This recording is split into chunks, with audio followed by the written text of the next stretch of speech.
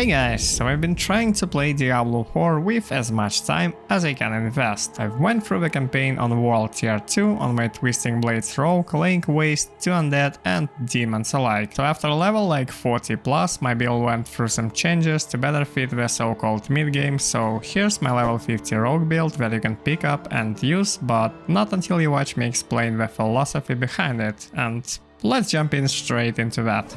So the build utilizes Twisting Blades with Bladedancer's aspect, which is a very crucial part to it. It uses puncture to generate energy and make your enemies vulnerable, which is the main mechanic that the build plays around. Rather than scaling damage, which this build has tons of as it is, the skill tree focuses on survivability, reducing cooldowns of your skills and helping you generate energy to deal all of that damage we just mentioned a sentence ago. This build thrives at slaying big packs of squishy monsters due to this Imbuement passive, which covers most of your resource generation if you keep getting kills with your Shadow Imbuement, or any other source of shadow damage for that matter. The playstyle is basically spamming Twisting Blades, which are imbued with Shadow Imbuement, which also due to the Bladedancer's aspect spin around you for a few times upon returning, dealing tons of damage to enemies that you make vulnerable with different skill nodes. Also staying true to the rogue's mobile nature by using dash and shadow step. This was the exact build that I've used to beat my first Capstone Dungeon. Did it with ease, so if you're struggling, you might wanna give this a shot.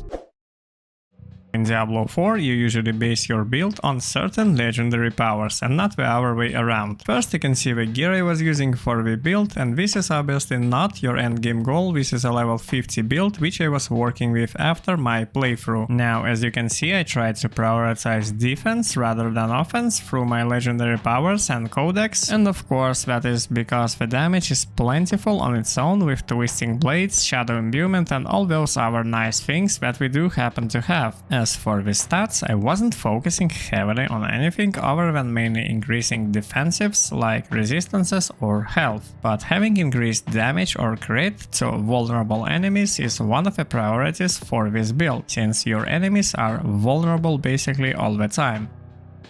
And yeah, that is your bread and butter right there, the Bladedancer's aspect.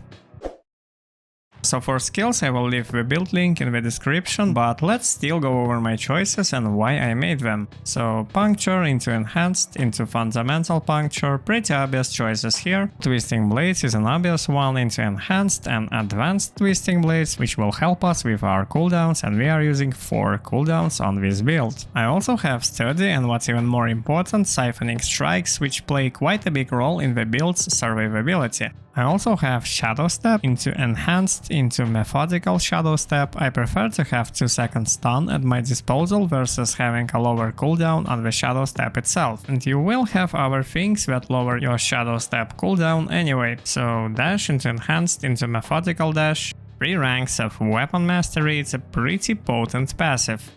Dark Shroud into Enhanced Dark Shroud. Exploit and Malice 3 points each. As for Imbuments, as mentioned, we get Shadow, and Shadow damage will do a lot of things for us in this build. It will help in making our enemies vulnerable through blended Shadow Imbuement node. It will also help us stack our precious energy through this absolutely insane passive consuming shadows. Shadow damage instances will also stun enemies on lucky hit through Shadow Crash, which is quite useful to set up your bursts and sometimes can also save your life. And Shadow Imbuement has around 40% lucky hit on this build, which is quite high. Precision Imbuement passive might seem a little bit questionable, but since not only your Twisting Blades but also Shadow Step and Dash can be imbued, I choose to take it. Everyone likes themselves some crits, right? Now for my key passives I choose Victimize, and I have this legendary power which provides it with quite a nice interaction. We still can't be dealing shadow damage 100% of the time, let alone killing stuff with it, so Innervation here helps us sustain our energy levels at those unshadowy moments. Lastly, you don't necessarily have to follow this, I got 3 points into Alchemist's Fortune, and yes, we deal quite some shadow damage on this build, but I'm not completely sure if it affects all of the damage we deal, so you might just want to spend those points elsewhere. For specialization, make sure to use Inner Sight. It's a reliable source of sick burst damage, which we otherwise don't have that much of in longer encounters like the boss fights. That one build-defying Bladedancer's aspect for your twisting blades spin to win effect can be obtained in a dungeon in Act 2, Skazgulen, to the northeast. The dungeon entrance will be there after you do some progress with your main quest, like half of Act 2 or something like that. You can also get it on a legendary, but I wouldn't count on it. The next aspect I like to get early on to help me stay alive is this aspect of the Protector. You can get it in the Lost Archives in the Fractured Peaks. So that's about it for this video. Don't forget to leave a like and good luck in Sanctuary.